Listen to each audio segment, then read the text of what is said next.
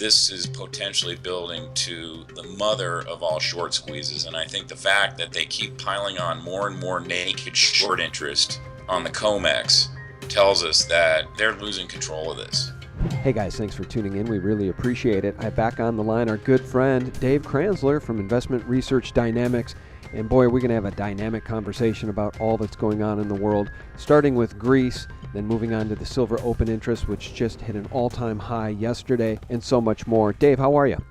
I'm well, thanks. Thanks for having me on. I always love chatting with you. Well, I always love having you on, Dave, because you're a straight shooter and a good guy, and your heart's in the right place. And I got to tell you, man, it's a beautiful day out today. I don't know if you guys can hear lawnmowers in the background. I've shut the windows, but it's a beautiful day today, and all looks well, except we know behind the scenes, the criminals in our own government, literally both on the right and the left, are going to push through this TPP, which will devastate what's left of the economy, and much more because it's secret and we can't read what's in it. They're total fascist, tyrannical monsters, these people.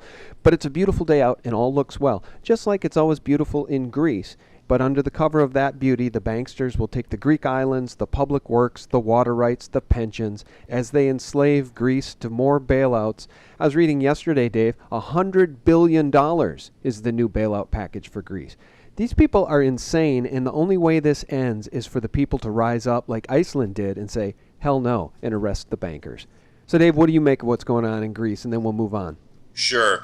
Actually, just to circle back really quickly, you mentioned the TPP, which is a particular thorn in my side, and a lot of people aren't aware of this, but anyone who's read the legislation and discloses its contents to the public can be thrown in jail. That was an executive order, I think it was, signed by Obama. It's either an executive order or it's just decreed in the bill itself.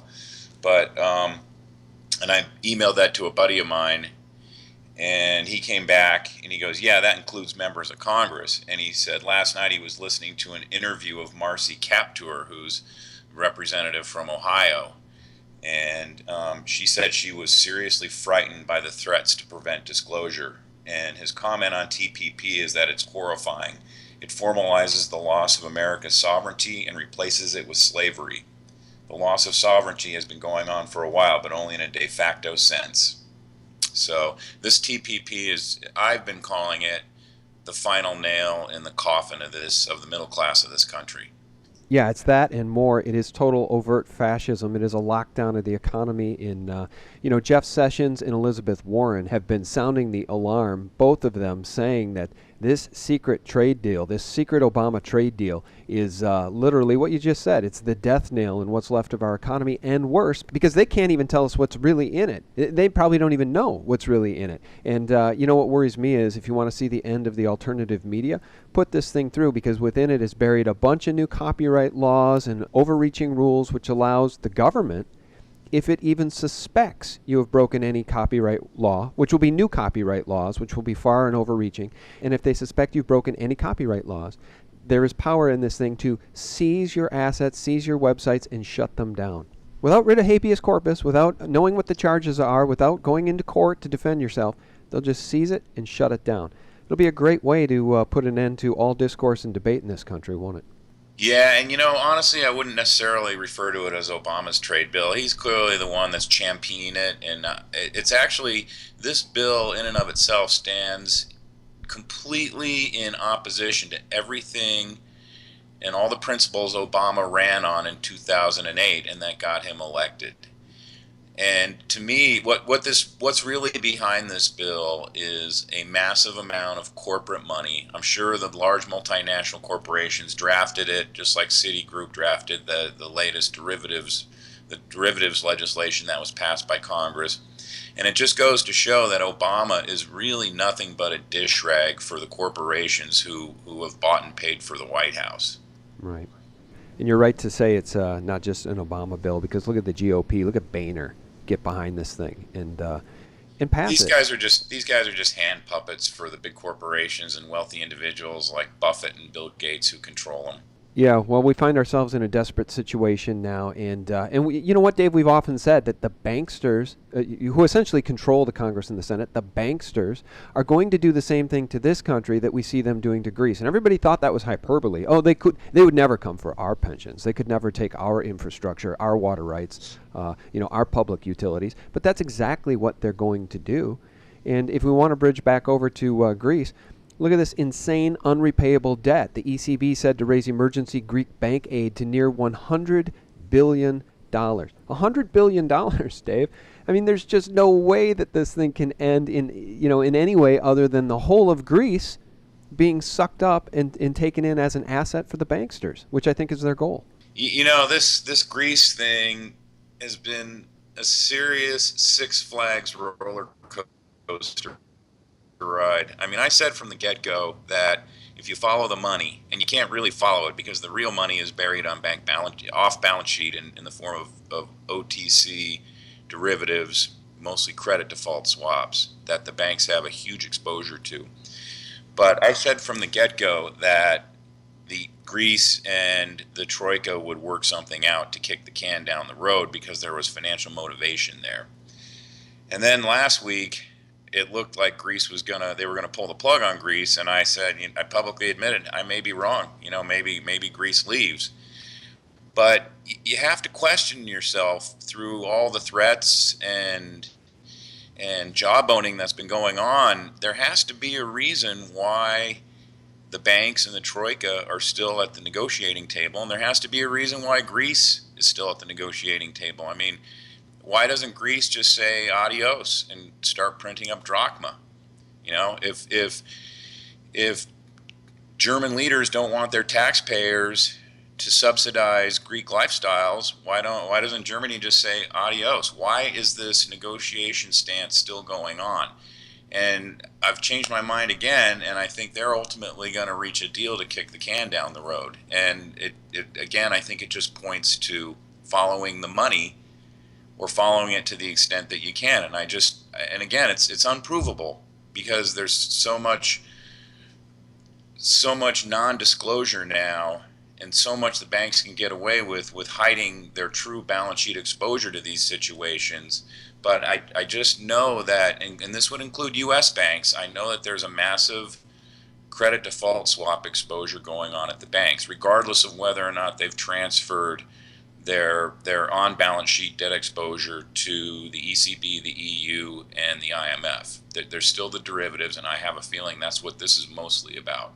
Yeah, well, let me read you this from our friend Jeff Nielsen over at Bullion Bulls Canada. He's always got an interesting spin on these things, and he writes, the headline is, "Did Greece's government cave into terrorists?" And he writes, the corporate media has been gleefully proclaiming victory for the past 2 days as Greece's previously defiant government has apparently agreed to concessions as the first step toward piling more debt onto this bankrupt economy. The EU has been practicing any and every form of economic terrorism at its disposal to attempt to bully Greece's government into acquiescing to more of this self-destruction. Obviously, if the Cyprus government is now embracing more of this economic suicide, it can only mean that the coercion and threats have finally worn down their resistance. Being a crime syndicate, perhaps senior government members were simply told that if they don't cooperate, that members of their families would begin to have, quote-unquote, accidents. I don't think that's too far off from the truth, because it takes a lot of courage to stand up to these people. I mean, my God, look at the list of recently deceased bankers in mysterious ways, always said to be suicide. I think it's very, very scary to be a public person and to stand up to these banksters, because you're literally standing up to the mafia. And on their list of things that they can use against you is murder. They take people out. They're capable of taking people out. And it's got to be very, very scary. And so it would be very, very scary to be in Cyprus's shoes standing up to these mafiosos, don't you think? I completely agree. And there's no telling what kind of ammunition the NSA is given representatives of the Troika that they can use against this guy. Yeah, well, the NSA, that's a great point. This is an all-encompassing information network run by the globalist banksters, the NSA, the CIA. In the UK, their secret services, all aligned against humanity. Throw the Mossad in there as well. And I'm not sure how humanity at this point stands up to them. But I'll tell you this, if we bridge over to what's going on in the bond market and we bridge over to what's going on in the real world economy, there's very smart people that are taking measures to protect themselves. This news from Zero Hedge. $140 billion bond fund goes to cash as it braces for bond market collapse. This is a big deal. TCW Group, Dave, is bracing for a bond market collapse because they see the writing on the wall and they're trying to protect from a worst case scenario. Isn't it funny, man? Because typically what people want to do to protect from a worst case scenario is go into bonds. That's been what people have done for decades. But now the bond market itself is really one of the epicenters of this coming implosion. Well, as a former bond market professional, I think 99% of the market participants, I'm not talking about 99% of the population of this country, 99% of the market participants do not understand what a serious problem the lack of liquidity in the bond market is. And what's happened is that through the process of QE here and abroad, the central banks they've basically sterilized the credit markets from all concept of risk or volatility or even liquidity. So for the last 6 years, most of the liquidity in the bond market has been provided by the Fed. And with this policy of ZIRP, pension funds themselves, they've had no choice in order to fund what they know are their liability streams going forward.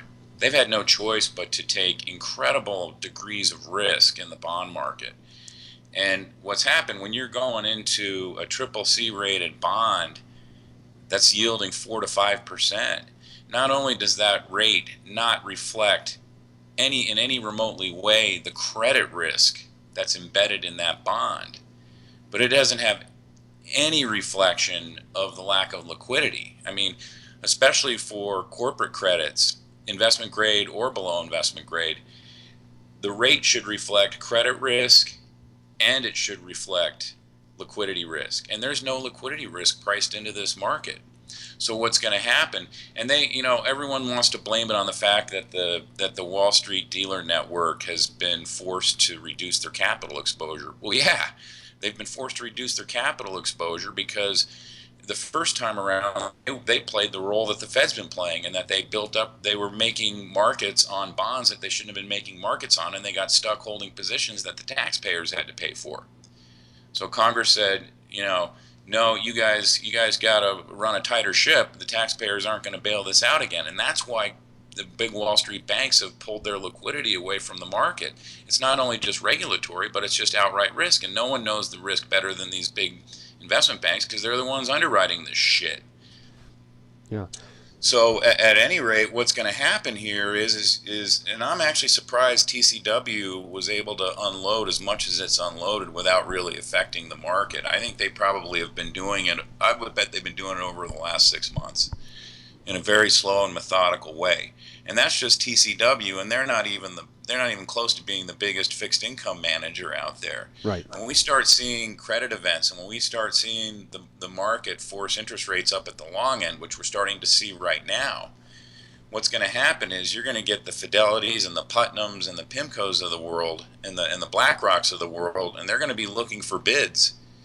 And it's going to get to the point, and what happens is a buyer, especially in the bond market, isn't going to stick a bid out unless he knows he wants to own the bond. And he's going to stick out a bid that's going to price in the likelihood that A, he's going to have to buy that bond if he sticks a bid out, and B, he's willing to buy it at a rate where he's willing to hold it for quite some time, because who knows where the next level of liquidity is going to exist. And I can guarantee you we're going to see this bond market start to fall in step function, and people are just going to be horrified when they see this happen. I mean, I've personally experienced this in the bond market when I was trading junk bonds in the 90s, and I got stuck on positions that were a little bit bigger than they should have been, and the market went away. Yeah. I mean, we're talking about bonds that start dropping 10 or 20 points at a clip. Yeah. And then you go into a market where people will just quote the market. And we're going to start seeing that in investment grade debt as well. Yeah. And that's why TCW is doing what they're doing. And they probably haven't done it enough. TCW is one of the sharper fixed income management outfits out there. At least they were when I was involved in the market back in the 90s. It's the same guy running it. So I assume it's the same thing. Well, And I have a colleague of mine, or a former colleague, who's one of my best friends in New York, and he's got a relationship with someone who's very high up and politically and financially plugged. He's probably, I guess you'd call him one of the elitists. And he told my buddy that he's never seen so many seasoned professionals with a frightened look in their eyes when they start to talk about the bond market. yeah, I've heard the same thing. I've heard the same thing from a source of mine who is in Thailand, and I was thinking about writing it, but all the information he was giving me was coming secondhand, so I decided not to pass that on. But it's essentially, though, exactly what you just said. These bankers are terrified, and they're telling those that are their closest confidants to buy gold. That's what I'm being told from my source in Thailand. But circling back to TCW real briefly before we move on to silver, Jerry Cudzel from TCW Group is saying that we never realize what the tipping point is until after it happens. We're as defensive as we've been since pre-crisis. Of course, he's talking about Lehman and Bear Stearns in 2008. TCW, it goes on to say, is not alone. Bond funds are holding about 8% of their assets as cash-like securities, the highest proportion since at least 1999, according to FTN Financial. The thing is, Dave, speaking of Bear Stearns, when liquidity goes away, it is a scary event. The end will come like a thief in the night, which is what we've been saying for so long. And people wonder how they're going to lose everything. People wonder how George Carlin will be right when he said, oh, they're going to take everything. They're going to take your retirement money, they're coming for your retirement money, and they're going to get it. People wonder how that'll happen. Well, when the bond market goes, it's a great way for people to lose everything if they have their retirement assets wrapped up in U.S. government bonds and treasuries. So let's move on here to silver open interest. You've been writing about this. You noted before we started the call, Dave, silver open interest hit an all-time high on Monday. What do you make of that? Well, it's been hitting an all-time high every day in a row now for several days. The silver open interest on the Comex has been increasing just about every day to new all-time highs, and it's increasing especially in relationship to the amount of silver underlying those contracts that's available to be made for delivery. So for instance, as of yesterday's trading, the open interest in silver futures on the Comex was a little over 195,000 contracts, and that translates into around, without running the numbers exactly, it's around 975 million ounces of silver. That number in and of itself is about 20% more than the annualized run rate of silver that's produced by all mines globally. Right, that's what I was going to say. It's more than the annual amount of physical silver that's pulled out of planet Earth. That's right, but see, the Comex vaults were reporting a little under 58 million ounces in their registered account. The registered account is the amount of silver that's available for delivery. So you're talking about an open interest of 75 million ounces against 58 million ounces of silver that's available. You're talking about it against 181 million total ounces being held on the Comex. So well, let me ask you, I want to speculate on something here. Do you think the game at this point is, because we know the looting is on, the looting of the Treasury is on, it's been on since 2001 when Donald Rumsfeld said on September 10th, the day before 9/11 happened, that the Pentagon could not account for $2.3 trillion in transactions. We now know the Pentagon can't account for a total of $8.5 trillion. The looting is on. So do you think the gamers, those that are doing this, they're waiting for settlements in cash? They're going to get settlements in cash plus a premium to take cash and go away. And looting's on, they'll probably get their money. Is that what's going on here? Because at what point does the Comex default? It should have defaulted by now. Well, I think the reason why it doesn't default is because every delivery period, a very, very small percentage of the long side of the open interest stands for delivery. But we're talking about, let's just say in a given delivery period, if about 2% or 3% of the longs in silver stand for delivery, you're going to have an event of default. Mm-hmm. Now, it's written in the Comex rules that the Comex can declare an event of force majeure, and who knows what type of event they'll rig so that they can declare a force majeure, and in that case they're allowed to settle these contracts in cash, and that's what we're going to see eventually. My guess is, I mean, if you just look at yesterday's inventory report, okay, and three of the bank vaults are run by HSBC, JP Morgan, and Scotia. Those are probably the three most criminal banks in the Western world. Mm-hmm. I mean, Goldman's a criminal bank, but they're sneaky about the way they do it. These are the three most blatantly criminal banks in the Western world, and those are your three primary banks that operate the Comex silver vaults. There's two other. There's the Delaware Depository and then Brinks, and those are mainly vaults that are held by. Oh, and there's also CNT Depository, and they're the depository that sends silver to the mint. But my guess is, if you look at the total amount of silver that's being reported in the Comex, they're saying 181 million ounces. I would be shocked if even a quarter of that silver really exists in true physical form that, and hasn't been either hypothecated or outright looted. Yeah. No, I 100% agree. This just, if you look at, India's on track to 33%. import by far a record amount of silver this year. Yeah. And if you run the numbers on China's solar program, China is using up all of the silver that it produces internally to fuel its solar panel program. China's consuming an enormous amount of silver, but they also need silver for investment purposes. And it's extremely difficult to get numbers on the amount of silver that China is importing, but I can guarantee you it's a fairly large amount. And I would suspect that a lot of that silver that's going to India and China is coming out of the SLV vault. Yeah. So, and I'm sure these Comex vaults are either actually empty or they're empty in terms of there's either lease agreements or hypothecation agreements attached to these bars, so that ultimately, if it came down to a legal dispute, the person who had silver in the vault and had it hypothecated is not entitled to that silver. Do you remember when the Rothschilds got out of the silver fix? I think it was probably going back to about 2004, 2006, somewhere in there. It was actually the gold fix that they got out of. Oh, did I say silver fix? You're right. Yeah. I meant the gold fix. Yeah. I've always thought that was the writing on the wall, because when the Rothschilds, who controls so much of what goes on, so many nefarious things that go on planet Earth, in the financial markets and otherwise, when they get out, it's corrupt. When they don't even want to be attached to what's going on, the writing's on the wall. And I'll tell you, you hit on an important thing here. That Steve St. Angelo article I read, 33% of the physical silver supply on planet Earth is headed to India in 2015. Last year they took down 25%.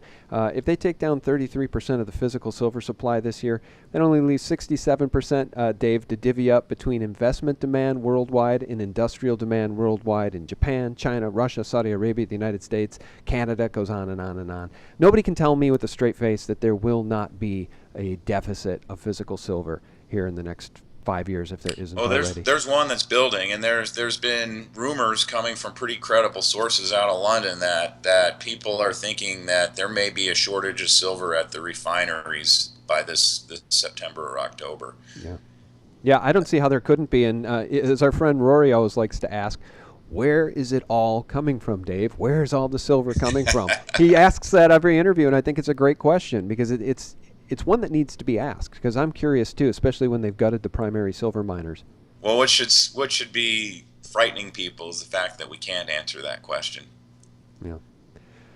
Yeah. I tell you, Dave, it's a crazy world, and you and I just live in it. We're not running it, but we're definitely living in crazy times. Hey, anything else you want to hit on? I know we're up against the clock. Anything else you want to touch on before we lose you? I just wanted to circle back to this issue of the silver situation really quickly, because in my opinion, the degree to which the open interest and the naked short open interest on the Comex is ballooning higher in relationship to the amount of physical silver that's available, to me that is a very loud and clear signal that the banks are having a hard time keeping a lid on the price of silver. Because if a short squeeze develops in silver, I mean, we saw what happened in 2011 when silver ran up to $49 very quickly. Mm-hmm. And back then, the open interest in relationship to the amount of underlying physical wasn't even remotely close to this. India wasn't importing silver like this because they had plenty of gold that they were happy to import.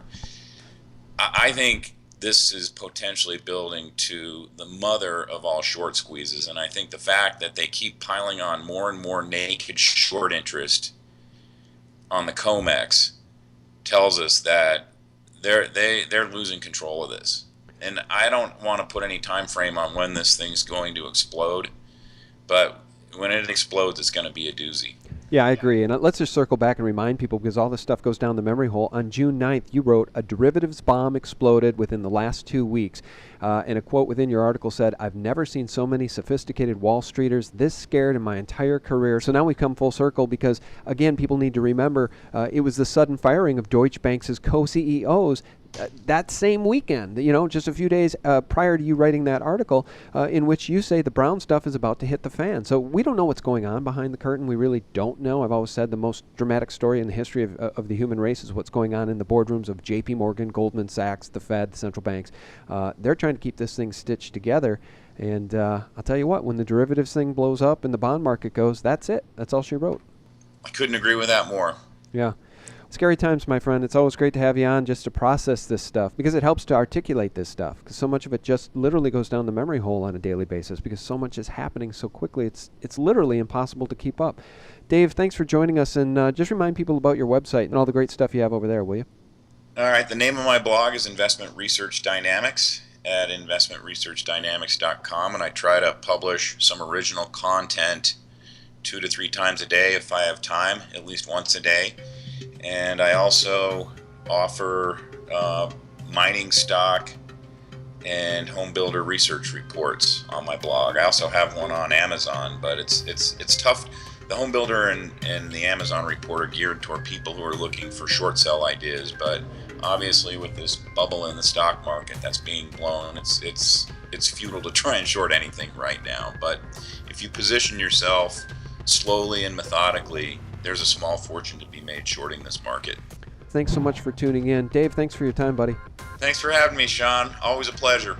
We'll get you back on as information and breaking news warrants, and we really do appreciate all you do. And guys, thank you for tuning in to sgtreport.com, thelibertymill.com, and thephaser.com.